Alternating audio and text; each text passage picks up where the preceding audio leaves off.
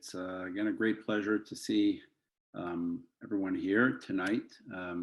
As everyone's entering the room, the Zoom room, as we call it, I want to wish everyone Shavua Tov, beginning of a good week. It's already Tuesday, but we still wish Shavua Tov.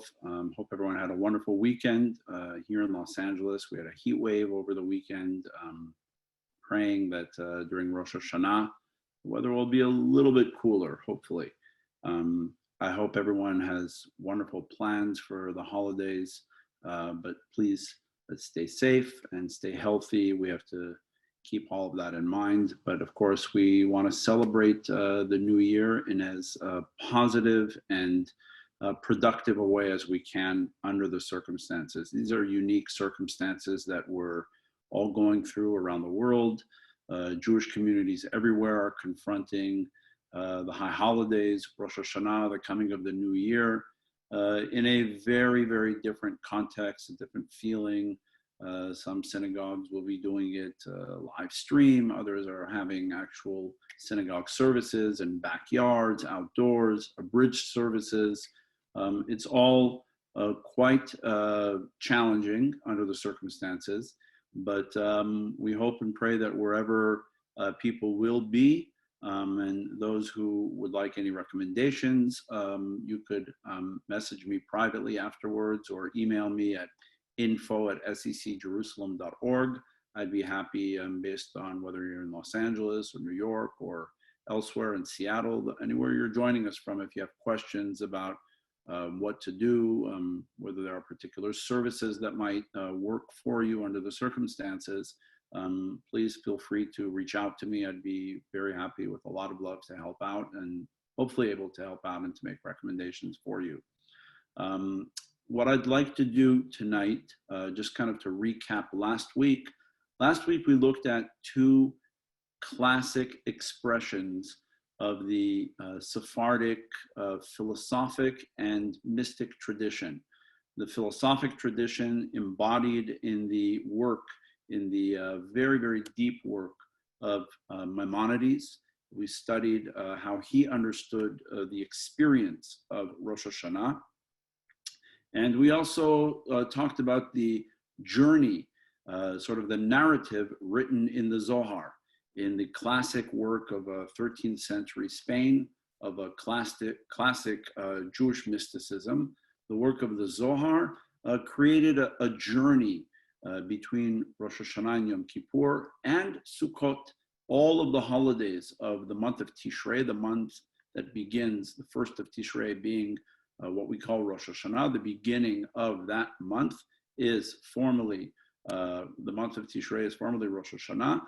And of course, we saw how the Zohar presented that very beautiful journey that, and also the synergy between that which takes place here on earth, the deeds of individuals, and of course, the what I call sort of the cosmic divine drama, meaning that there is a theurgical theology to the Zohar.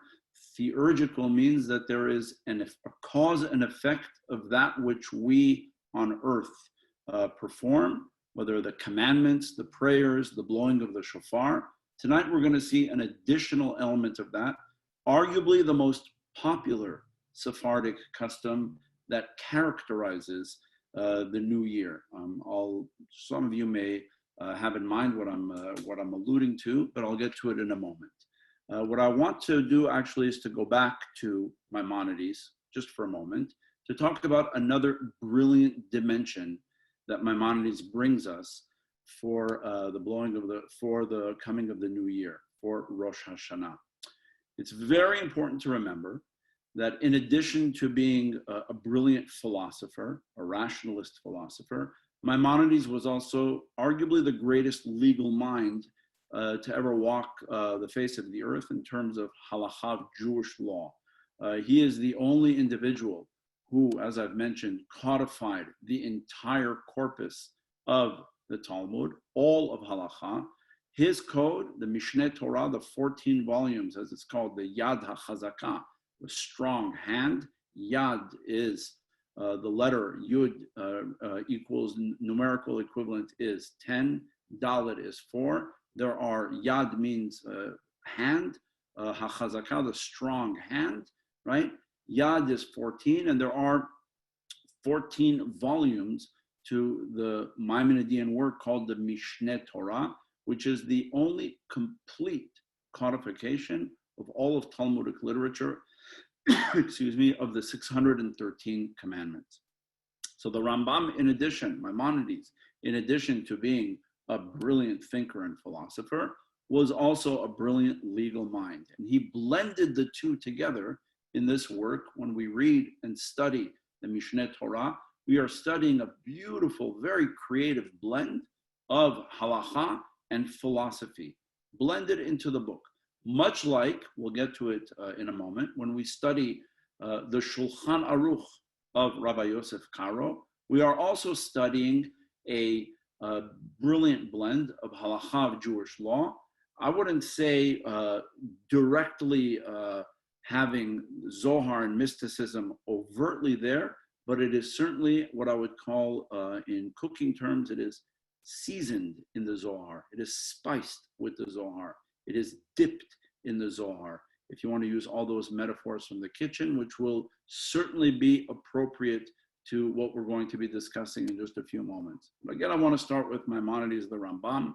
And in this case, I don't want to talk about exclusively a philosophic idea, although I do believe it is a philosophic idea, but it is a halacha. It is a law that Maimonides stated. And it relates to what blessing we make when we blow the shofar.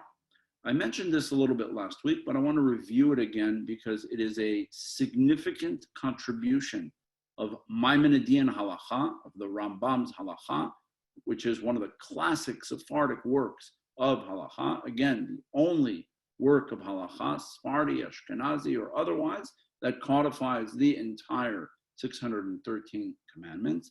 No one prior to or since has achieved this monumental achievement. Had that been all Maimonides had done, he would still be an incredible mind. The fact that he was also a physician and a philosopher who wrote works of medicine, practiced medicine, and also wrote some of the most brilliant philosophical works. This is just, an incredible genius mind that we had, named Rabbi Moshe ben Maimon, the Rambam. So the Rambam, when he focuses on Rosh Hashanah, interestingly, I'll give you a hint of what I'm going to be speaking about just a little bit later, okay? The Rambam, in his halachot of Rosh Hashanah, in this monumental code, guess what halacha does not appear there? The custom, or halacha, if you will, of all of the foods that are customary to be eaten the night of Rosh Hashanah. Those foods, that which we call the seder of Rosh Hashanah, the particular foods that all have a symbolism, and that's going to form a main piece of my discussion in just a few moments, does not appear in the Mishneh Torah at all. The Rambam there, if you were to read from cover to cover the halachot, right, and you were to look for that custom about what foods you're supposed to eat the night of Rosh Hashanah, what are the symbolic foods that you put on the table, the Rambam does not deal with this at all. Why is that? Of course, because this is a minhag, it's a custom, and it's a minhag that has sort of traces of mysticism, even during the Talmudic period, prior to the period of the Zohar. And due to the fact that there is sort of a mystic symbolism to the foods that we eat, and again, I'm going to talk about that in a moment, this was not the Judaism of Maimonides. Maimonides was not into looking at particular foods and saying they hold some sort of a symbolism to them and they hold some sort of a mystical power to them, which is really the main idea behind eating these foods, as we'll soon learn, okay? The Rambam was not a fan of all of this, and it's not mentioned anywhere in the Torah. The only mention of the eating of these foods, as we'll see, the earliest mention of the custom to eat these foods, and whether it was even intended to become a custom for Rosh Hashanah, or whether it was just a suggestion, a discussion, is in the Talmud. We're talking about 6th, 7th, 8th century of the Common Era. It's not in the Bible at all. There's absolutely no hint or mention whatsoever of dipping or eating any sorts of foods the night of Rosh Hashanah. It's not that Rosh Hashanah is a fast day, but there is absolutely no food connected the way we today connect and say, oh, it's Rosh Hashanah next week, especially in the Sephardic tradition, the Ashkenazi tradition, the apple and the honey, the Sephardic tradition, a whole host of foods, and how those foods went from a particular set of foods to a much wider set of foods in the Sephardic tradition is also something I'll discuss tonight, and how all of that plays into the Kabbalistic and mystical tradition, which so heavily influenced the Sephardic tradition. The Rambam, Maimonides, does not mention this at all. The mitzvah, according to the Rambam, according to the Torah actually, is what is the one central mitzvah that defines the entire holiday of Rosh Hashanah is the blowing of the shofar. Indeed, in the Torah, the day itself is called Yom Tru'ah, a day of blasts. Tru'ah is a particular set of notes that are connected, that we learn from elsewhere, how they sound, what they are meant to sound like. I'll discuss that perhaps next week, what the sounds of the notes are meant to be. But here comes a very interesting question of halakha. There was a dispute between Maimonides and some of the other halachic legal authorities in Judaism as to what blessing we make when we sound the shofar. When we sound the shofar, somebody gets up, one individual gets up, has the shofar, and blows the shofar on behalf of the community. When blowing the shofar is an act. It's an action. And generally speaking, when it comes to mitzvot, commandments, that we have to enact, when we have to light a Hanukkah candle, when we have to dwell in a sukkah, when we have to hold a lulav and etrog, the palm fronds and the citron that we use on the holiday of Sukkot throughout the week during our prayer services, each one of these commandments requires us to make the blessing on the action.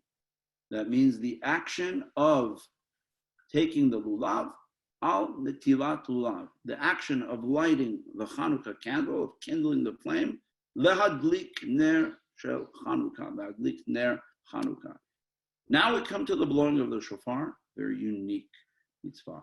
According to certain authorities, primarily the Baalei HaTosfot, who were brilliant Ashkenazi commentators to the Talmud, who lived in Provence, okay? The Baalei HaTosfot, their opinion, according to halakha, was that the individual who blows the shofar, given that he is enacting, he is taking a shofar and he is going to produce sounds from that shofar, he's going to blow the shofar, the bracha should be, the blessing should be, Asher Kiddishanu B'Tzivanu, Al Tkiyat Shofar. You have commanded us to blow the shofar, or Bitkoa B'Shofar, to blow the shofar. Maimonides disagreed.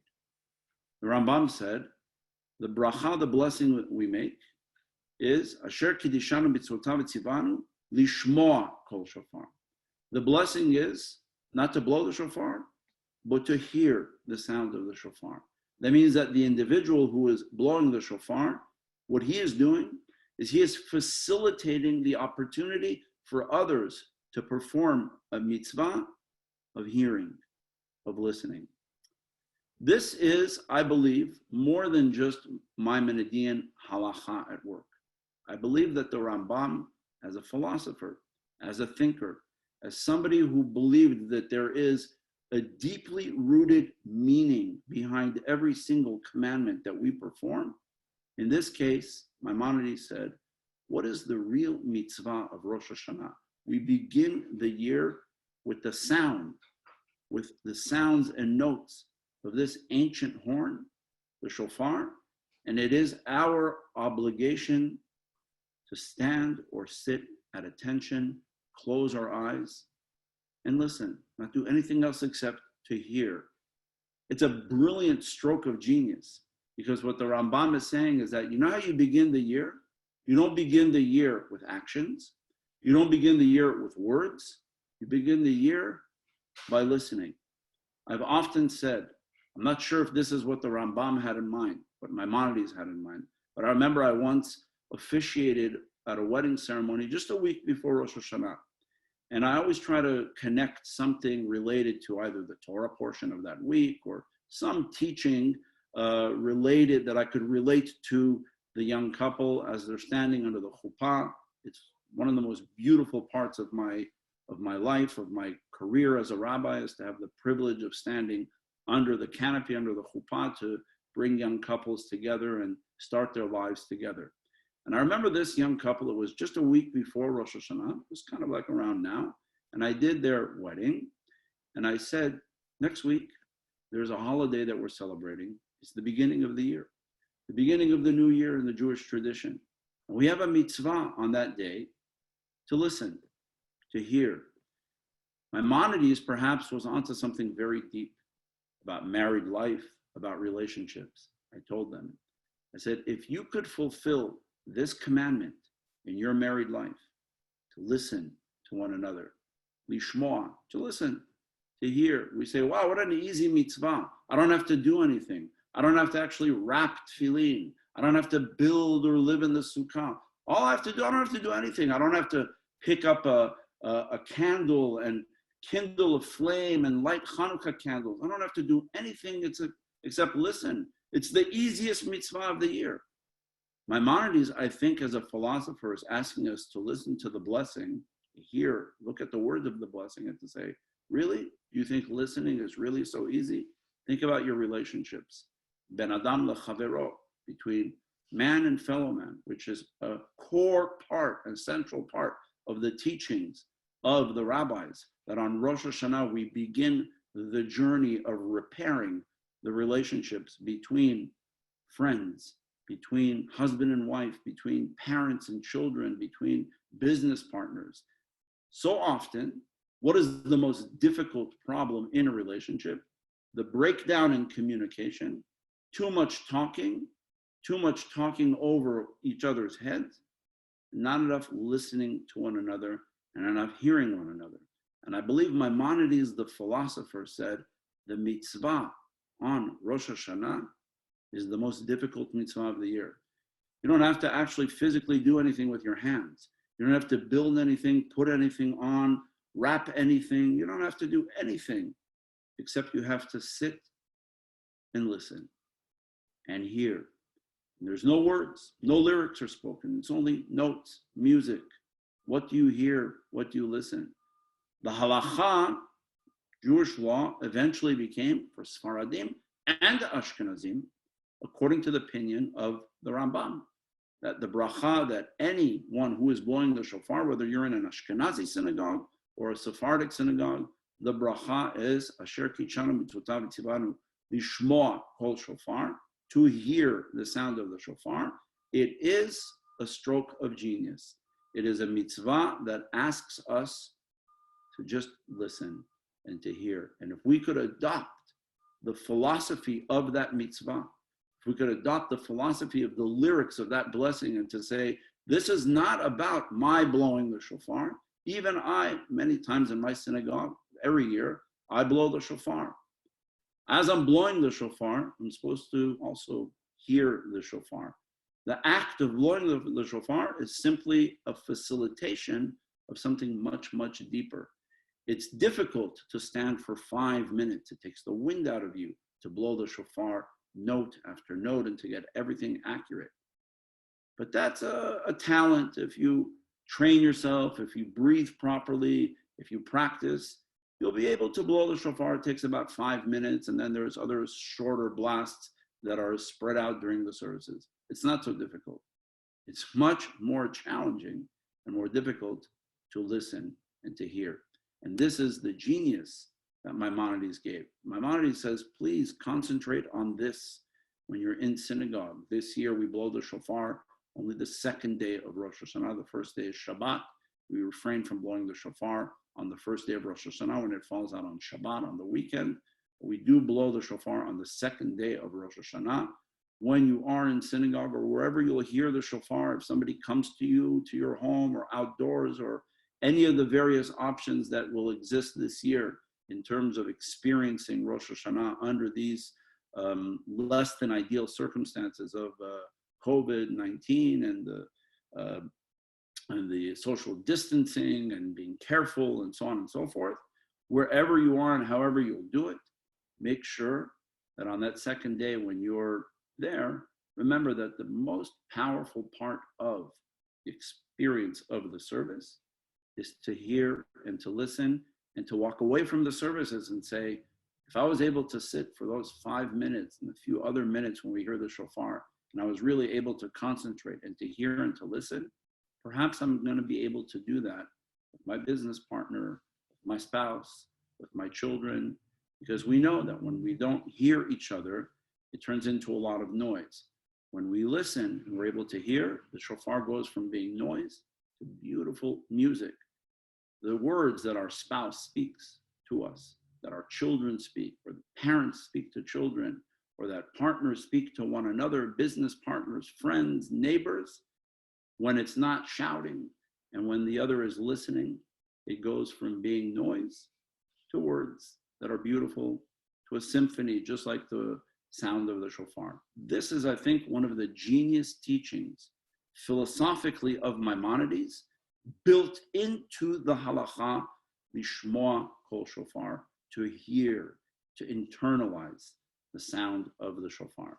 Maimonides, as I said, the Rambam, did not mention at all the custom that we associate as being a centerpiece in the Sephardic tradition of Rosh Hashanah as experienced in the home, around the table when we come home from synagogue services.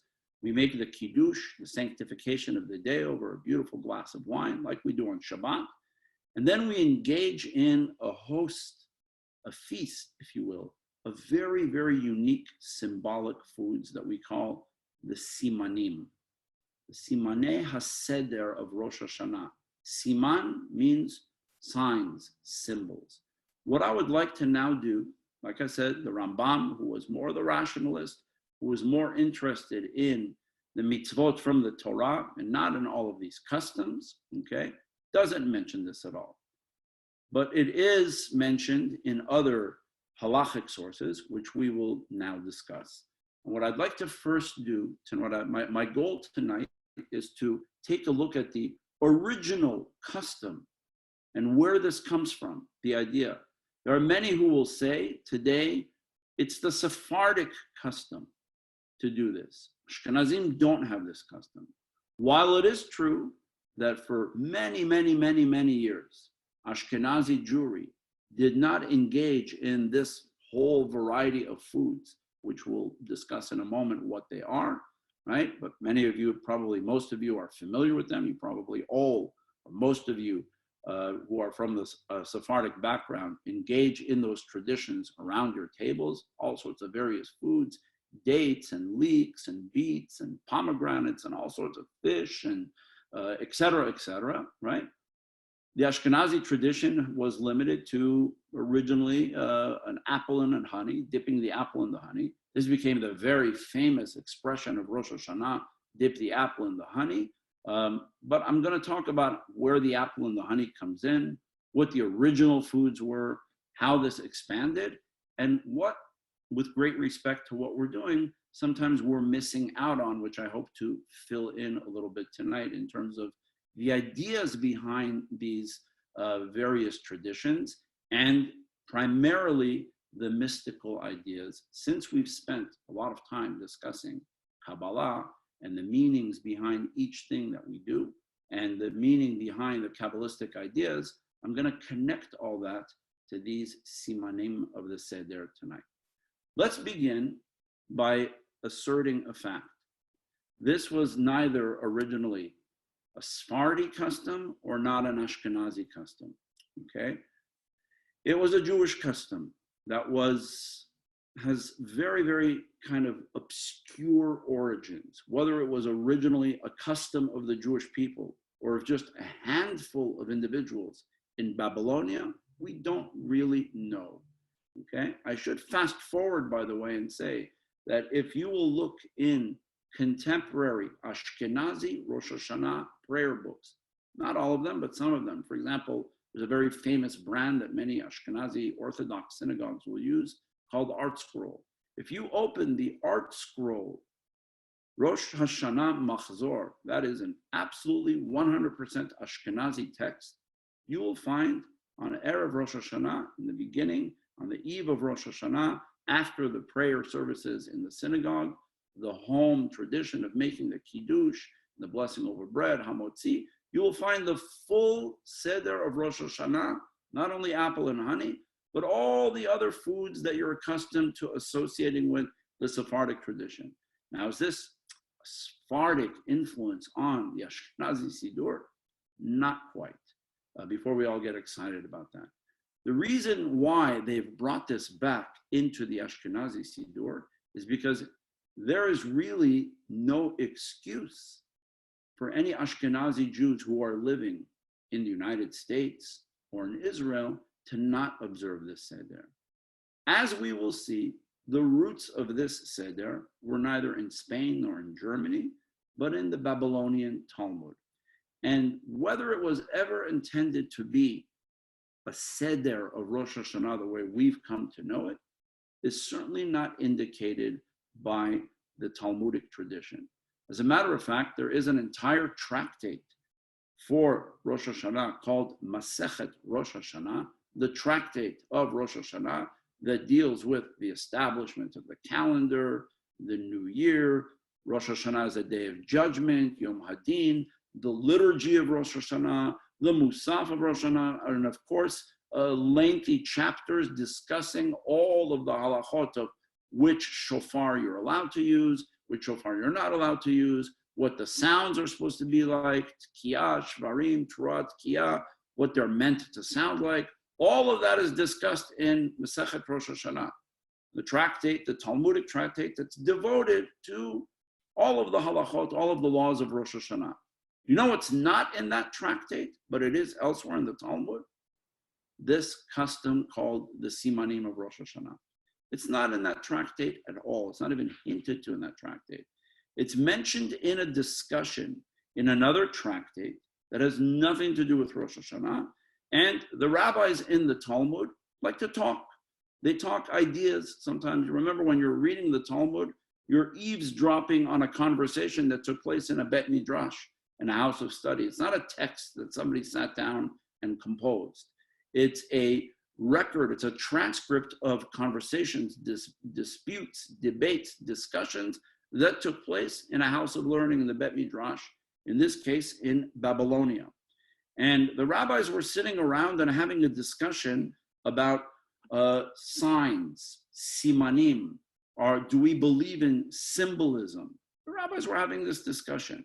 And so one of them actually says, I'm going to read you a little bit of the Talmud. I'll read it in English.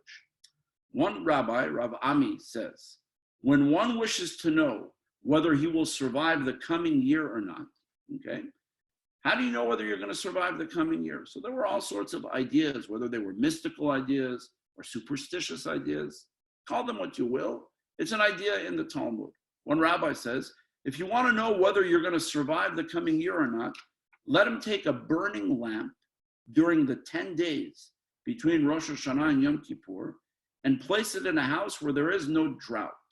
If the lamp burns out to the end, he will know that he will survive the year. And if not, he won't, okay? What that means, we're not going to spend our time on. In the context of that discussion, they just happen to be talking about simanim and signs.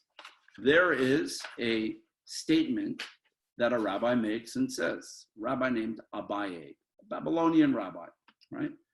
The Talmud, as we know, for hundreds of years, the Talmudic period for about 500 years was in Babylonia, present-day Iraq, Bavel, under the Sasanian Persian Empire. The majority of the Babylonian Talmud is in Aramaic with Hebrew and Persian words. And here they're having a discussion about how do you know what the new year will bring, and do we believe in symbolism? Okay, it's just a discussion. They're not legislating law and saying, here's what you have to do on Rosh Hashanah. One rabbi is eavesdropping on the conversation, I skipped because they talk about all sorts of other symbolisms and signs, not related to Rosh Hashanah, but related to how could you succeed in business, etc. They're, having an interesting conversation. And one rabbi named Abaye, a very famous rabbi in the Talmud, says the following thing. He says, now that you have said that a sign is meaningful, sounds like you rabbis are having a discussion, and you said that signs really mean something. Suddenly he comes with an idea, he states it, and nothing is said further about it. He says, a person should be accustomed to eat at the start of the year, and he lists not that long platter or that long menu that many Sephardim are accustomed to having around their table, with pomegranates and fish and the head of a lamb and all sorts of other things. My custom is this, and in Iraq we do this, and in Spain we did this, and in Rhodes we did this. Let's leave all of that. There were an original five. The entire menu was the original five. And here Abaye lists those five. He says, a person should be accustomed to eat at the start of the year the following five things. He lists them. I'll read them in Aramaic, and then I will translate them. Kra, what is kra? Is gourd or pumpkin. Ruvia, which is understood as being fenugreek. We'll talk about what that is in a moment. Karti, which are leeks. Silka, which are beets. Tamari, which are dates. He doesn't mention how to prepare them. No recipes whatsoever, okay? And he doesn't even mention any blessings that you now are accustomed to recite. Yehi Ratzon, may be God's will, that this, that, and so on. No mention of that whatsoever. As a matter of fact, I'm going to reveal something fascinating to you. This line, this one-liner, he just mentioned it. He says, a person, since you think symbolism is good, you should eat these five things. Why in the world are these five things symbolic? These five elements are symbolic of anything. He doesn't say, he doesn't specify. The Talmud does not discuss it further. It's a one-liner, and that's all. It appears in one other place in the Talmud, again, not tractate Rosh Hashanah. It appears again in another conversation where they're again talking about the same subject in a different context. And they're having a conversation about symbols, simanim, symbolism. Does Judaism believe in that? Do we accept that? So they're having this discussion. And again, now you have to keep in mind, the Talmud, as I said, is a record of oral conversations that took place. Somebody eventually put them in writing. Many students who had phenomenal memories and remembered the conversations and eventually put them down. And the Talmud went through many editing processes. Now,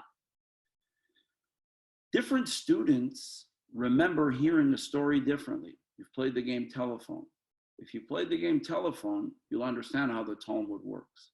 Because this conversation, this class that I'm currently delivering to you is, of course, being recorded on Facebook, on Zoom. There are recordings of this. So you'll be able to go back to it when we post it on YouTube, on the channel, and you'll be able to say, Rabbi Bouskila said this. Prove it, press play, listen, watch, you'll hear. Of course, we had no such thing 2,000 years ago, 1,500 years ago. So we rely on the memories of individuals who heard a conversation and record it. So watch what happens. This exact same conversation is recorded somewhere else in the Talmud. Now here, Abaye said, now that you have said that a sign is meaningful, in Aramaic, simana milta, a person should be accustomed to eat at the start of the year. Again, not this host of 20 things, 5 things. Kra, ruvia, not luvia, we'll discuss that afterwards. Karti, silkan, tamari. Gourd, fenugreek, leeks, beets, dates, period. Why? We don't know. He said you should eat those things. He didn't say how to prepare them, but Abaye said you should eat those things. In the other place in the Talmud, the student who recorded the conversation, somebody else was in that room and said, here's what Abaye said. Watch. He says, Abaye, he quotes Abaye almost to the T, minus one small variant, which would have changed history as far as what we do the night of Rosh Hashanah once this custom was adopted. Because we spend, in the Sephardic tradition, a lot of time on the recipes for these simanim, because we want them to taste good. We're going to eat these leeks and beets and gourd, pumpkin, and all the other things that developed afterwards, which were not part of the Abaye's original statement in the Talmud, right? We want these things to taste good, so we spend a lot of time in Rhodes, the recipe is this, and in Morocco like this, and in Iraq this, and the Spanish and Portuguese like that, et cetera, et cetera. Watch. There was one student who elsewhere says, Abaye said, listen carefully, now that you have said that a sign is meaningful, a person should be accustomed to see at the start of the year gourds, fenugreeks, leeks, beets, and dates. Meaning, in one place it said lemechal, to eat. The other place, lemechaze. You know what that would mean? That all you would have to do is go out to Trader Joe's or wherever and buy a gourd, a fenugreek, some leeks, some beets, and some dates, and put them on the table to look upon and to say, good luck that we're looking at them. It brings us good luck to have those things on the table. You know, sort of like, have you ever seen those little gourds that we have that they sell sometime already, you know, during the month of September, October, preparing for, you know, that holiday look of Thanksgiving, right? We don't make any blessings on those. We don't necessarily prepare them in any way. They're decorations on the table, the symbol of the season of fall. So imagine if that was the tradition that was adopted, would have been to only look at them and see them, not eat them. Wow, a lot of menus that are going around, and a lot of the idea of cooking these things and what they're supposed to taste like, and how much of it, and how much do you put in? Do you do it sweet? Do you do it with vinegar, with sugar, etc.? None of that would happen, because we'd just be putting on their table and saying, we're looking. Why was the tradition of eating adopted? Because we're Jewish. Because could you imagine in a Jewish home just putting foods on the table and saying, look, but you can't eat? It's not characteristic, not of the Sephardic tradition, not of the Ashkenazi tradition. So somehow, we don't know how, it developed an idea to say, you know, with all great respect to the other student who said, I heard that the rabbi said you should just have these displayed on the table to see them. He said, no, we want to eat them. And there began the whole journey of, okay, how do you prepare them and so on. I'm not going to get into the menus tonight. I heard that there's other people that are teaching how to prepare. I have absolutely no idea how to prepare these items. My wife Penny does a fantastic job of preparing them, and she didn't grow up with this tradition. And she grew up in the Ashkenazi tradition with the apple and the honey. She adopted these traditions, and she prepares one of the most beautiful, beautiful simanim platters that I've ever seen. I think last year she even made them individualized, for everyone had their own little seder plate with all of the very beautiful, gorgeous looking fruits and vegetables and the different way and elements, the way we develop them. But what I want to talk about tonight is not the menu. I want to talk about only the original 5. And I want to talk about what these original 5 are, okay, and exactly what they are. The 5, again, I will repeat. Kra, okay, which is, and they're all Aramaic terms. The Talmud, remember, the Babylonian Talmud primarily speaks Aramaic, not Hebrew. So they are called Kra, Kuf Resh Aleph, right, which means gourd or pumpkin. Ruvia, Resh, Vav, Bet, Yud, Aleph. Not Luvia, like a later tradition developed, but Ruvia, right, which is fenugreek. What is fenugreek? It's sort of a green leaf with small golden brown seeds inside. It's today a spice. It's a medicinal herb, okay? This is, and you'll see why Ruvia is fenugreek. I'll soon read you a text that throws light on that. Karti, Kaf, Resh, Taf, Yud, leeks. Silka, Samech, Yud, Lamed, Kuf, Aleph, beets. Tamari, Tamar in Hebrew, Tamari, dates. Those are the original 5. Everything else that developed afterwards, from the eating of pomegranates to sesame seeds with sugar, to fish, to the whole variety of other things. And of course, the Ashkenazi custom of dipping an apple in honey comes from where? Very practically speaking, when Jews were geographically dispersed and Jews lived in Ashkenaz or Altzot Ashkenaz, they lived in Germany or in the German Franco lands. I don't think it was possible in those areas, in Eastern Europe, Western Europe, in the Ashkenazi lands, it was not really possible to find dates, perhaps at any time, but certainly not in September. Beets, leeks, gourd, these were not very, readily available in the Ashkenazi tradition, in the Ashkenazi countries.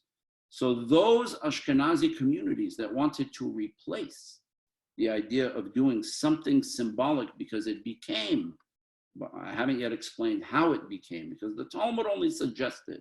The Talmud did not legislate. Maimonides, as I said, did not legislate. This is not found in the Rambam. The great Sephardi legislator and philosopher doesn't mention any of this custom whatsoever anywhere. Okay, I doubt he ever ate a date on Rosh Hashanah or a beet or a leek. Nothing. It wasn't his custom. Didn't have it. We'll have to discuss it. I'm going to discuss in a moment how and why it became a custom and what is the Kabbalistic symbolism to all of that. Who brought that to the Jewish people? The moment it was brought, I'll explain in a moment how, okay? Eventually, Ashkenazi communities, it sort of latched into all communities, but Ashkenazi communities were not able to find these elements, these items readily available. So they had to replace with something that was available, so the apple and the honey. It never says Ashkenazim don't do all of that. It simply says that Ashkenazim also have the custom of dipping an apple in a honey. Somehow somebody made a mistake and said, it's not the Ashkenazi custom, it's only a Sephardi custom. Sephardim invented this. Sephardim did not invent this. Ashkenazim did not invent this. It predates them in the Talmud. The question is, how did it become common practice? So there are many historians who could trace the sociology of how this became an edible practice, an edible item the night of Rosh Hashanah. But I want to talk about which text canonized this as being an important and authoritative Jewish practice. That text is none other than the product of an individual who we spent some time talking about for those who were in these lectures when we were discussing the city of Tzfat. We spent a lot of time talking about an individual who was born in Spain in 1488, was expelled from Spain with his family in 1492. He was all of 4 years old, a little boy. His name was Yosef Karo. Yosef Karo, we studied his Tikkun Leil Shavuot in Salonika. Together, that he was sitting with Rabbi Shlomo Alkabetz. Eventually, they felt, based on a mystical experience that is recorded in Igeret Alkabetz, the letter that Rabbi Shlomo Alkabetz wrote describing the Tikkun Leil Shavuot, describing the voice that overtook Yosef Karo when he was studying the Mishnah and certain other Jewish texts, the Zohar and other texts. There's a voice that overtook him. This voice came to be known as the Magid, right? Sort of a prophetic internal voice, a teller. Magid means to tell. There was a voice that was telling him, that was providing Yosef Karo oracles, mystical, semi-prophetic oracles. The main oracle of the night of Shavuot was that they have to move to Eretz Israel, that they have to leave the diaspora and help bring in, usher in the Messianic age. And the first most important act was that they had to come back to the Holy Land, because from there, There, while they would be teaching Torah, there they felt that they would be able to influence the world. They indeed, I don't know that they influenced the whole world, but they indeed influenced the whole Jewish world, because the mysticism and Kabbalah that developed in Tzfat, in the city of Tzfat in the 16th century, indeed influenced the whole world, including what I'm about to tell you. Yosef Karo, as we know, in addition to having this mystical diary called the Magid Mesharim, was also, like the Rambam, like Maimonides, a genius in halakha.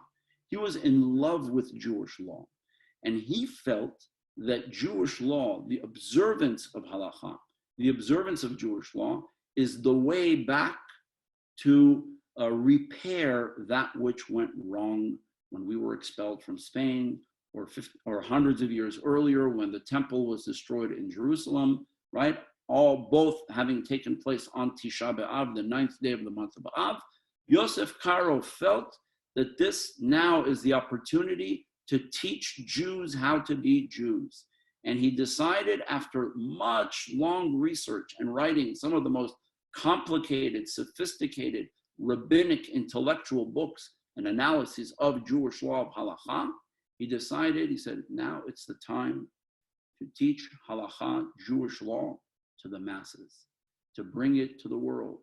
And so his idea of how we were going to help bring the redemption, how we were going to help bring the Messianic age, remember the theology of mystics, the theology that was developed in Tzfat already in the Zohar in the 13th century, but certainly in Kabbalistic circles of mystics in Tzfat in the 16th century, that which we do here affects the divine.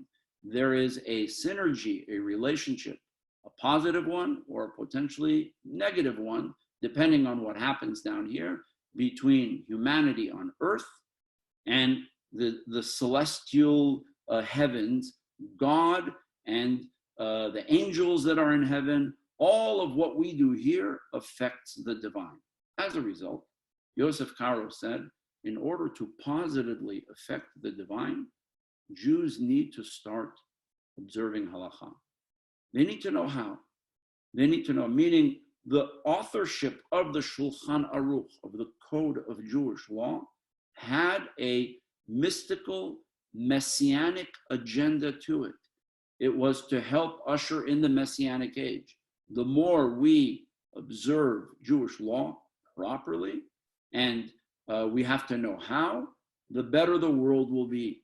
God's presence will come back into the world when we pray, when we listen, hear the sound of the shofar. So every Jew has to know how. Not every rabbi, not every scholar, every Jew. The Shulchan Aruch was hardly written for rabbis. Its very name, Shulchan Aruch, means the table is set. He wrote this in the most simple language for the lay person. And he felt that this book that would lay out on the table is set, would lay out Jewish law, would teach Jews the ABCs all over again of how to be Jewish, would also unify the Jewish people, and there would be a common Jewish practice of how to wake up in the morning, how to put on your talit, how to put on your tefillin, how to say the Shema, how to say the Amidah, the proper text, throughout all the holidays. Different than Maimonides' text, Yosef Karo did not focus on all 613 commandments because we weren't there yet. Maimonides wrote his code of law as if we are living in the land of Israel with the temple standing in Jerusalem. He wrote a theoretical code of law. Yosef Karo's Shulchan Aruch was more hands-on, practical. That's why indeed it became the accepted code of Jewish law. And of course, that code of Maimonides influenced Yosef Karo in his writing of the Shulchan Aruch.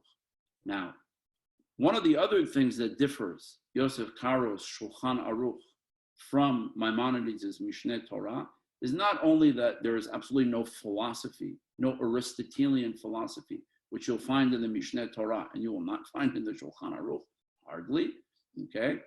But he also included something which the Rambam stayed away from. When you are reading Maimonides' code of law, you are reading pure halacha, unfiltered, pure Jewish law. You're not reading any minhagim, no customs. That means something that some rabbi said in the Talmud, that Abaye said, now that you said that a sign is meaningful, you should eat gourds and leeks and beets and dates and fenugreek on the beginning of the new year, but it's not a law that was discussed. It certainly has no roots in the Bible and the Torah as a law. None of those items appear in Maimonides' Mishneh Torah. It's a pure legal code that reflects the standard Torah shebichtav, the 613 commandments of the written law, as explained by the Talmudic tradition. This custom of eating symbolic foods the night of Rosh Hashanah has nothing to do with the Torah. As I said, it wasn't even legislated in the Talmud as a law. It became a practice amongst some people. Who was the first to put it into a code of Jewish law and make it a custom for Am Yisrael, for the Jewish people? Yosef Karo. He placed it in the Shulchan Aruch. And in the Shulchan Aruch, I'm going to read to you from the Shulchan Aruch exactly what he said. There, different than Maimonides, who, like I said, does not even discuss what you do at home the night of Rosh Hashanah. Maimonides spends all of his time talking about the one central mitzvah of Rosh Hashanah, and that is the mitzvah of the blowing of the shofar, the sounding of the shofar, the notes, the blessing that I spoke about in the beginning, lishmoa kol shofar. That's what the Rambam discusses. Yosef Karo spends his time discussing, in addition to the shofar, of course he discusses that, but he has an entry in the Shulchan Aruch, in the Code of Law, and this is the first place where it appears in what's considered an authoritative, ultimately authoritative context, that is the Shulchan Aruch, which became accepted by Sephardim and Ashkenazim as the authoritative code of Jewish law. The Ashkenazim accepted the Shulchan Aruch as well. They had a rabbi, the Ashkenazim had a rabbi, Rav Moshe Isserlis, the Ramah, who decided where there were differences between that which Yosef Karo wrote, reflecting perhaps the Sephardic tradition, okay? Rav Moshe Isserlis, the Ramah, wrote glosses to the Shulchan Aruch, which he creatively named, since Yosef Karo named his book Shulchan Aruch, which means the code of the set table. Rav Moshe Isserlis named his book the Mapa, means the tablecloth, okay?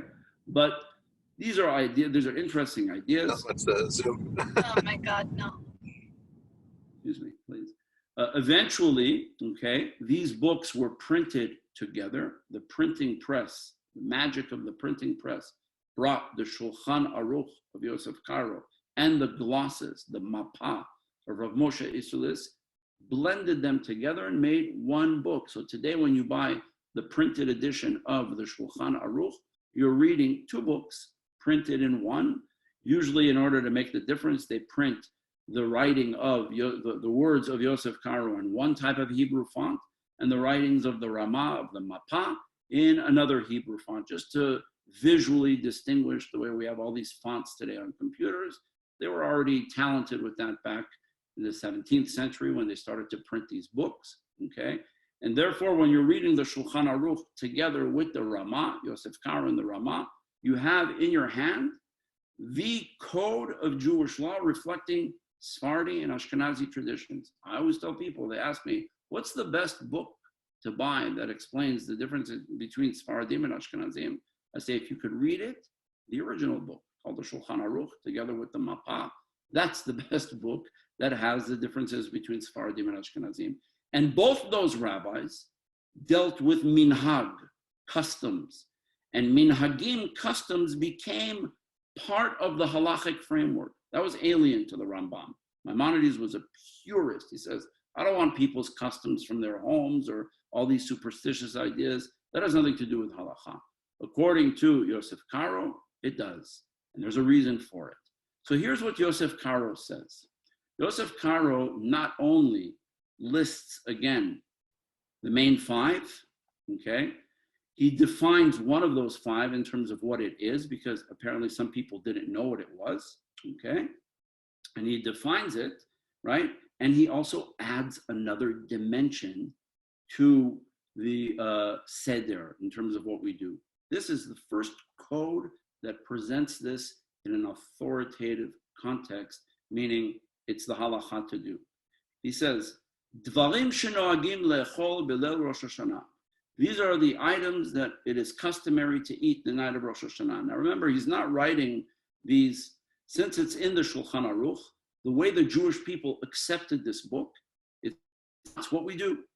So he says, Yehe Adam Ragil le'echol b'Rosh Hashanah, a person on Rosh Hashanah should be accustomed to eating rubia, right?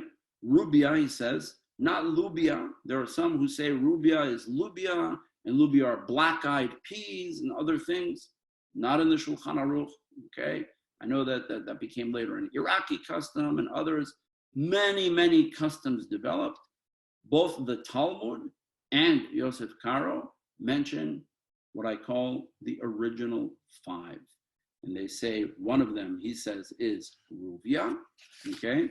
The next one he says is karti, okay, which is leeks. Then he says silka. Silka is the beets. Then he says tamari, the dates, and kra, the gourd, okay? Now, for the very first time we have in writing, in an authoritative, popular context, there were small precedents to this in what we call Gaonic literature, but that was obscure. It was particular to individuals. Yosef Karo popularized this custom to the masses and made it part of what we do the night of Rosh Hashanah. And he says, it is the custom to eat these 5 items and to engage in a creative word play. This is very significant Kabbalistically and mystically to Yosef Karo. I will soon explain why.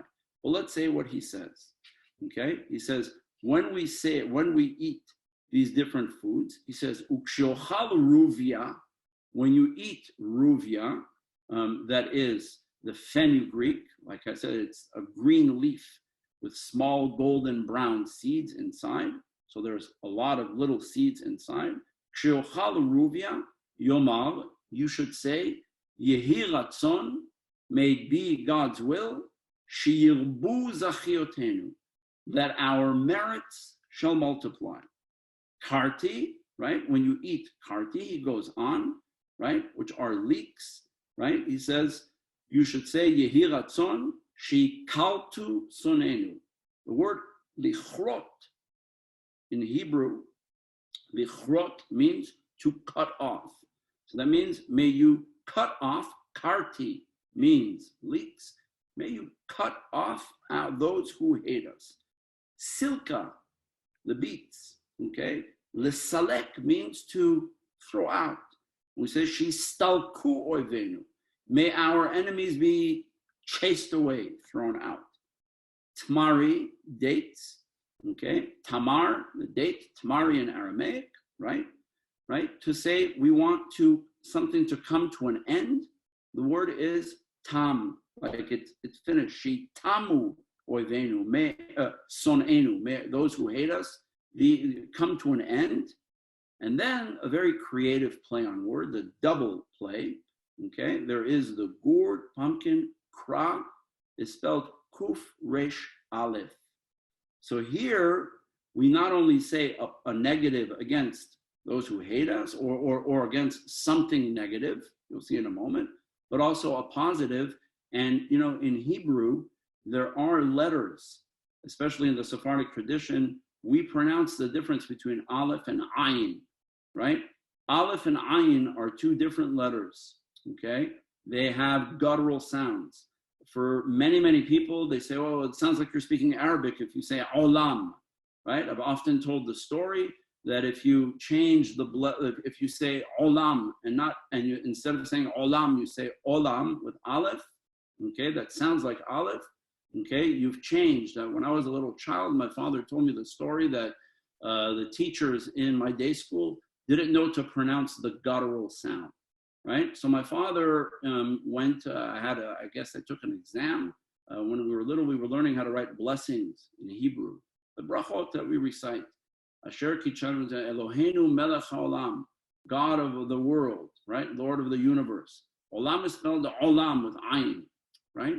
I apparently, because the teacher, we were listening to what the teacher was saying, and we just wrote down, and I heard olam, and I wrote aleph, aleph vav lamed mem. Now the word olam, ulam with an aleph means like a social hall. So when my father took the test, I guess when he went to speak to the teacher, he said, you know, it would be important if you could actually pronounce ayin so the kids could hear the difference between the aleph and the ayin. And the teacher said, whoa, well, why is that important? My father said, had she said, I wasn't taught to pronounce that way. It's hard for me. It's difficult. I don't know how. My father said he would have accepted. But her response was, what difference does it make? My father said, what difference does it make? Check it out. My son made a mistake because he heard you pronouncing olam. Automatically, his mind went to aleph. And what he's done by changing it from ayin to aleph is saying that God, instead of being Eloheinu melech ha'olam, Lord of the universe, olam, the world, the universe, he became Eloheinu melech ha'olam, Lord of the social hall. So he's reduced God from the God of the universe to the God of one room. So aleph and ayin make a very big difference. I'm telling you all of this because the play on words that we make when we say when we eat the gourd, which is called kra with aleph, okay, is we say kra, gzar dinenu, the kroa with ayin. The kroa means to tear, right? It sounds like kra, but it's actually kra, okay, with ayin, it's guttural. And we say kra, gzar dinenu, may you tear up a negative decree against us. What is gzar dinenu? A heavenly negative decree. By eating this, we're asking that out. Anything negative that we're being judged negatively in the heavenly tribunal. This is Rosh Hashanah Yom Hadin, the night of the day of judgment, right? Tear up any evil decrees against us. It doesn't mean may the government who may look negatively against us. That's all a sociological interpretation. Theologically, what Yosef Karo had in mind means may in heaven, if there's any negative decrees against us, may they be torn tonight, right? And then again, watch, here's the only time when we play back and forth with the word, right? And with the ideas, we say, when we eat kra, we say, yikra gzar dinenu, right? V'kar'u, again with aleph, lefanecha zechuyotenu. What is yikar'u in Hebrew? Likro means to read, okay? So we now say again, all these words sound the same. Kra, and yikar'u. Yikar'u lefanecha zechuyotenu. May our merits, zechuyotenu, be read before you. Now, all of these Yehi Ratzons, these prayers, I know that to many, many, many people, when they plan Rosh Hashanah, the Seder of Rosh Hashanah, it's all about the food, and it's about the traditions, and it's about what the custom of my parents and grandparents, and whether I'm from Rhodes or from Salonika or from Marrakesh, and this is what we eat, and we add sesame seeds with sugar, and we add the head of a lamb, and we add fish, and all sorts of things. Again, all these later developments developed organically, naturally, because customs go from this to this. That's the nature of the sociology of any religion, including Judaism. No mention of these originals, not in the Talmud, and not here in the Shulchan Aruch. It's just, no mention of all these expansions, in the original text. There's only these original 5. Now, Yosef Karo adding these Yehi Ratzons, right, suddenly takes this and turns it to something much more than just look at them and they bring good luck, or even eat them and bring good luck. They suddenly have a mystical power to them, because as we are tasting of these foods, they are supposed to symbolically represent something that God in heaven is going to do. They become a means not of an appetizer for the meal. They become a prayer that we're reciting on Yom Hadin. And all of this, before it appeared in the Shulchan Aruch, appears where? In that same Magid Mesharim. The Magid Mesharim of Yosef Karo, when he talks about his mystical experiences, there in the Magid Mesharim, he also talks about on Rosh Hashanah reciting Yehi Ratzon and having kavanah against the evil spirits that wish evil against us, and all of the journey, therefore, of what we experience in synagogue the next day on Rosh Hashanah begins with the blowing of the shofar and the prayers, begins in our homes at night. Now, here's a very, very important element to understand. Yosef Karo, he doesn't mention it in the Shulchan Aruch, okay? But it is discussed in major Sephardic Kabbalistic texts. If you open a Sephardic Machzor, the classic Sephardic Rosh Hashanah prayer book, I have a few of them here as an example, okay? The classic ones do not only have these 5 foods plus all the others that you're accustomed to, but there's more to it, okay? It's not about eating. These foods that we spend a lot of time on recipes and how to prepare them, and it's all beautiful and it's part of the folk traditions. Every single one of these Yehi Ratzons that we recite is meant, according to Yosef Karo, to have an effect. Again, eating this food here affects potentially a judgment in heaven. When we're asking God, remove our enemies, destroy or chase away our enemies, destroy any evil decree against me, any negative decree against me, and instead kra, meaning tear up any decree that's negative against me on this new year, on this judgment day, and instead begin the year by reading, going from kra to kra, yikaru lefanecha, instead of the individual standing in front of God and reading everything wrong that I've done. May only my merits be read in front of God. May God hear only my positive side, and therefore, while I'm eating these foods, they suddenly take upon the potential to usher in a new year, not in a symbolic, sweet way, how cute it is that we're eating it. Yosef Karo believed, much like he believed that if you're wearing tefillin or you're lighting Shabbat candles, you are affecting the divine. When you're eating these 5 foods, you're also affecting the divine. It's not just the symbolic, cute, folkloristic way to begin Rosh Hashanah.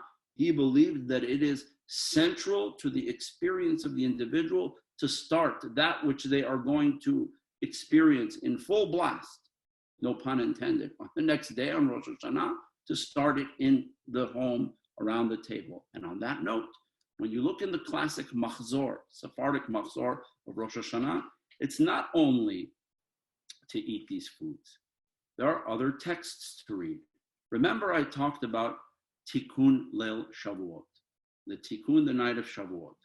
Remember what I spoke when I said that the night of Shavuot, Yosef Karo and Shlomo Alkabetz sat in Salonika, and they read a series of texts from all over the place, from the Bible, from the Mishnah, from the Zohar, that all had a particular theme.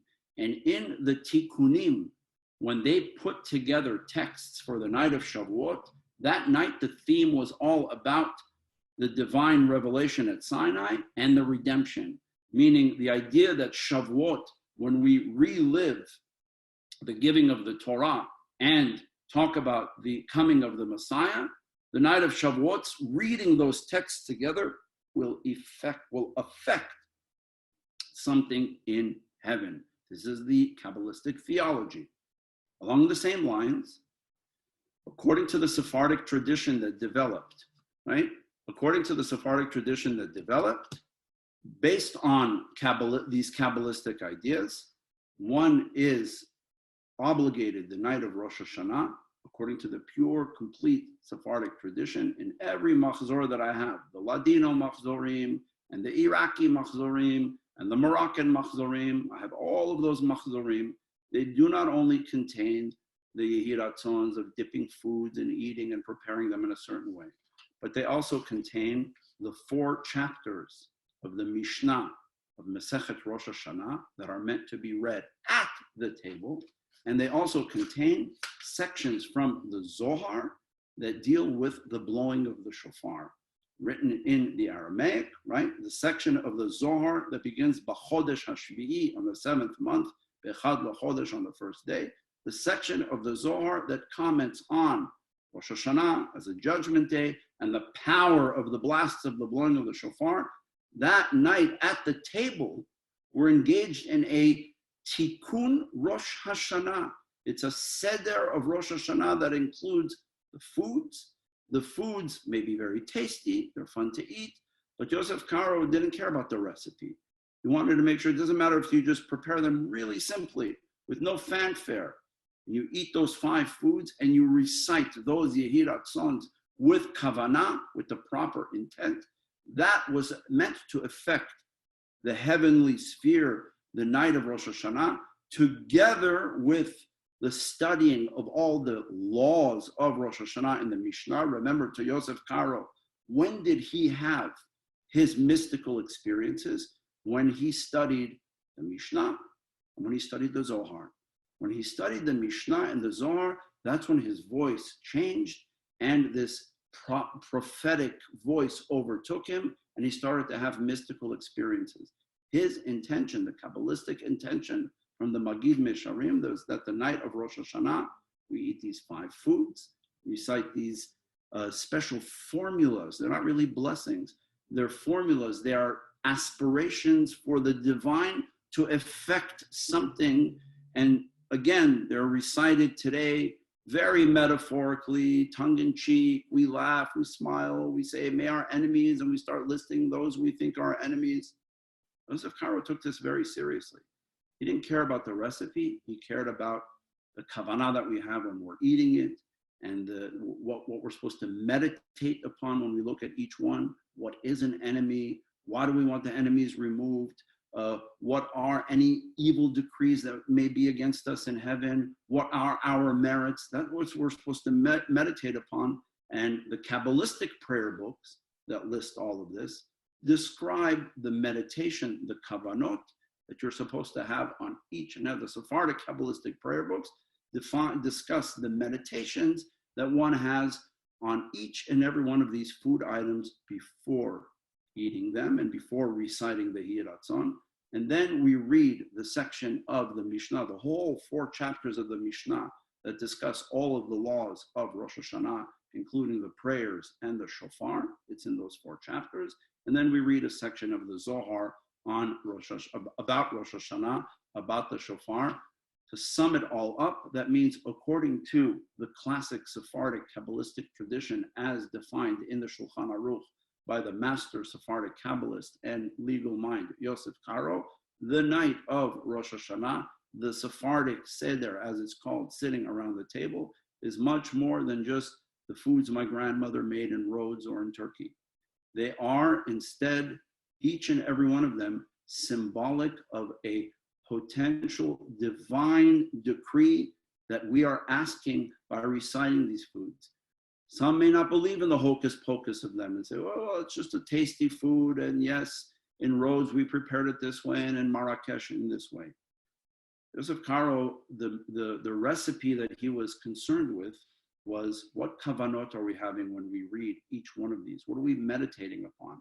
And the idea of also having at the Seudah, the meal itself is turned into a Seudat mitzvah. The Seder of Rosh Hashanah becomes a Seder like Pesach, like Shavuot, when you're sitting around the table and having a Tikkun Leil Shavuot and you're reading texts. That's according to the classic original Sephardic tradition, per the Shulchan Aruch, per the Magid Mesharim of Yosef Karo, what was meant to happen the night of Rosh Hashanah. So to summarize, we again tonight looked at 2 great masters of the classic Sephardic tradition, the Rambam, Maimonides, and Yosef Karo, the Shulchan Aruch. Both were legal minds. Maimonides, the Mishneh Torah, Yosef Karo, the Shulchan Aruch. The Rambam wrote nothing about all these laws about the 5 things to eat. We saw that these 5 elements, these items, appear in the Talmud, and had Jewish tradition read it differently, we would have only displayed them on the table to look upon, not to actually eat. But again, like I said, we're a culinary people. We like to eat. So boy, did we develop these into a magisterial seder with beautiful recipes and tasty recipes. And all of that is very beautiful. It's a wonderful way to bring in the new year by eating these sweet foods and these tasty foods. And there's a lot of love and tradition that's built into them. But what I wanted to do tonight is to kind of move away from the folklore for a moment and remind us that these items, which Maimonides did not mention, instead he focused on the beautiful mitzvah of lishmoa kol shofar, and the halacha for Sfaradim and Ashkenazim became that's the blessing we recite, not the way the Balei Tosfot said, litkoa, al tkiyat shofar, to blow the shofar. That's not the blessing, but lishmoa kol shofar, per the Rambam, is the halacha, the bracha. That's what we recite. Okay. The people ask here, I see some questions just rolling in very quickly. How did the head of the ram and the fish and all these other things come in? Like I mentioned earlier, the moment symbolic traditions like this, all of these symbolic traditions, okay, became part of the halachic tradition because Yosef Karo canonized them in the work of halacha. He didn't put them as an appendix and say, in the back, here's some minhagim. He put them in the Shulchan Aruch, Hilchot Rosh Hashanah, the laws of Rosh Hashanah. So whereas they may originally have just been purely a minhag, a custom, right? He canonized it as halacha. And he says, it's a halacha to eat these 5. Those are the 5 he mentions. What happens inevitably in all traditions is that people, communities, rabbis, leaders, individuals, whomever, later mystics, Kabbalists will take, let's say, these original 5 and say, I could also argue that there's others. For example, we're accustomed to saying, may be the head, not the tail. It's not in the Talmud, and it's not in the Shulchan Aruch, okay? May we have many mitzvot like the pomegranate, because the pomegranate is always, they say there's 613 seeds inside of a pomegranate, and a pomegranate is like the mitzvot, so we eat the pomegranates to say, may we be like the mitzvot. These were all creative variations on the original 5. The original 5 is in the Talmud. It was never legislated as a halacha for Rosh Hashanah. It was simply said, nice idea to do so if you believe in symbolism. Somehow it developed. It certainly caught the eye of somebody like Yosef Karo, because in his mind, eating these together with the recitation of these formulas transformed them from foods to agents that could potentially affect the cosmos. Just like I wore tefillin on my arm, and these are, sort of like amulets that I'm wearing because the Torah commanded me to. And when I'm wearing them opposite my heart and on my brain, and I'm thinking emotionally and intellectually, that affects the cosmos, that affects the divine, and that brings about, again, in Kabbalistic terms, not in modern social justice terms, but in Kabbalistic terms, tikkun olam, to repair the universe, to bring the shefa, the flow, the divine flow back into the universe. So when we sit on Rosh Hashanah, please God, a week from this Friday, the night of Rosh Hashanah, when we're sitting at home, it's one of the most beautiful meals of the year. As I mentioned, to those Ashkenazim who are here, if you look even in the art scroll Ashkenazi Sidur, these 5 plus all the other elements, the expanded Leil Seder of Rosh Hashanah, appears even in the Ashkenazi Sidurim today. Why have many of the more modern Ashkenazi Machzorim of Rosh Hashanah brought all of this back? Because as I mentioned, this was never originally a Sephardic custom. Many people have some misunderstanding. They say, the original custom was that you dip an apple in honey. Sephardic Jews decided that we eat dates and pomegranates, all these other things. No, the Talmud originally had these 5 for the various reasons that I delineated. It almost became just put them on the table and look, but we like to eat, so the custom became that we eat them. How the recipes developed, I'll have to ask, culinary historians to give me that answer, because I have absolutely no idea, okay? Yosef Karo added them into the Shulchan Aruch, added the Yehiratzon blessings and formulas. And then later, Kabbalists added the idea per Yosef Karo's minhag in Tzfat to also read the Mishnah of Rosh Hashanah and the Zohar section of Rosh Hashanah, rounding out the full spiritual, mystical, divine experience of turning your table that night into the launching of Yom Hadin. According to the Kabbalists, Yom Hadin, Judgment Day, does not start when we go to the synagogue in the morning. It doesn't start when we hear the shofar.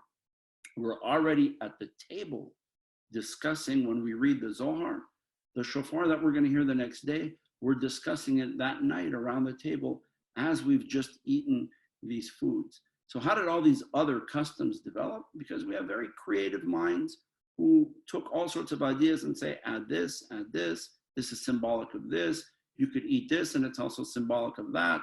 Just like I said that there is, what in the Shulchan Aruch, it said, when I talked about the Aleph and the Ayin, right? And Kra, which means the gourd, which when you pronounce it Kra with Ayin, means to tear decrees. So how do you say tearing evil decrees? Kra roa gzar dinenu, to cut the gzar. Now gzar is also gezers, carrots. So some have the custom of saying, since we want to cut the evil decrees, gezer, gezer, eat carrots the night of Rosh Hashanah. Okay, sounds good. You know, some people the other day asked me, do I have the custom in my family to eat the fish? Some eat the fish head and say we should be the rosh and zanav. Others say that, you know, so we should be the head and not the tail. Others eat the fish because fish multiply in multitudes, so maybe have as many merits or mitzvot as fish.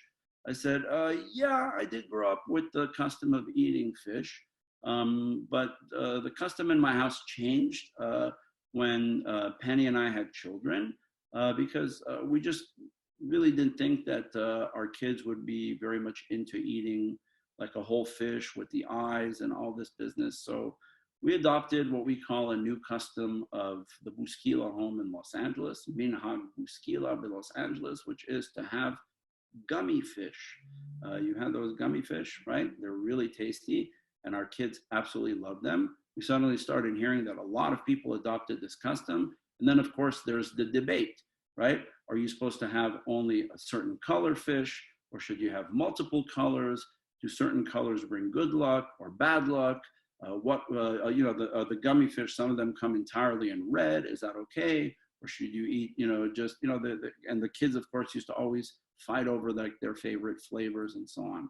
I'm trying to cut down on sugar. So I think this year we're just going to make regular fish because the kids are off in New York and in Israel, and they're going to be doing their own stead there. But I'm sure they're going to be having gummy fish because it's really a custom they grew up with. And again, it looks like a fish, so you could say, it's you could eat that because usually we'll say, are they as multiple as the fish in the sea? Well, if you're a kid, you want to just keep eating candy, right? So they multiply. So the reason why I'm making that is because any of these items can be symbolic. We were very creative in expanding the symbolism. Bottom line, the original 5, we're not about trying to create any sort of expanded symbolism, but we're instead about a very deep idea that the night of Rosh Hashanah is supposed to be a mystical experience. The Shulchan Aruch is a work that is very dipped in mysticism, and the Shulchan Aruch asks us that the night of Rosh Hashanah, when we eat any of these foods, the original 5 that the Shulchan Aruch mentions from the Talmud, or any of this expanded menu that you may be customary, that's become part of your beautiful customs, don't just concentrate on the culinary element of it, concentrate on the symbolism, the mysticism behind it, the beautiful, deep, enlightened message of saying, we really hope that this will be a year where there are no enemies. And we sincerely hope that by eating this food, that yes, in heaven above, while I'm eating this, in heaven above, they will tear up evil decrees against me and against us as a people, and that our enemies will indeed be chased away. Enemies of peace, enemies of all peoples, because remember on Rosh Hashanah, we are praying not for the peace of the Jewish people. The Jewish people take upon themselves the responsibility on Rosh Hashanah to pray for the entire world. L'taken et kol ha'olam, to repair the whole world, in this case, mystically. So when on Rosh Hashanah we sit down to these beautiful foods, have these beautiful kavanot in mind.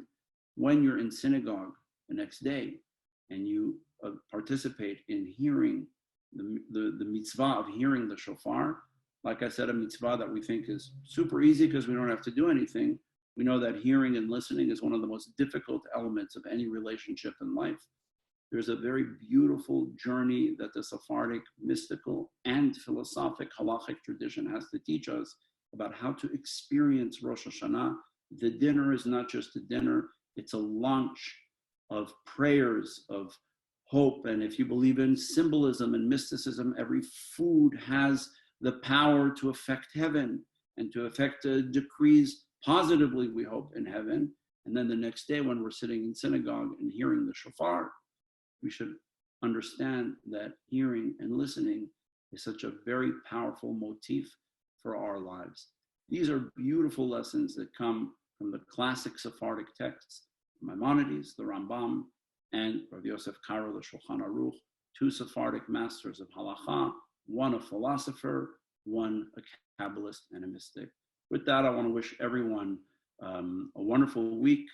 Next week, please God, join us. We're going to have a very unique and special program next week. I'm not going to be solo next week. My colleague, Rabbi Mark Angel from New York City, will also be with us. We'll be together. We will be observing the memorial of two magnificent minds, Sephardic rabbis of the 20th century. Rabbi Uziel, the chief Sephardic rabbi of both the Ottoman Empire, Palestine, Eretz Israel, the British Mandate, Palestine, Eretz Israel, and the State of Israel in 1948, and one of his greatest students, Rabbi Avraham Shalem. They both passed away many, many years apart. Rabbi Uziel passed away in 1953. Rabbi Shalem passed about 5 or 6 years ago, but they passed away in this month, the month of Elul. Rabbi Shalem passed away on the 23rd of Elul, Rabbi Uziel on the 24th of Elul. So because they passed away a day apart and their anyos, their memorial, their yahrzeit are just a day apart, Rabbi Angel and I, who were both connected to them in a whole variety of ways, we both knew Rabbi Shalem, we're both authors and writers of articles on Rabbi Uziel.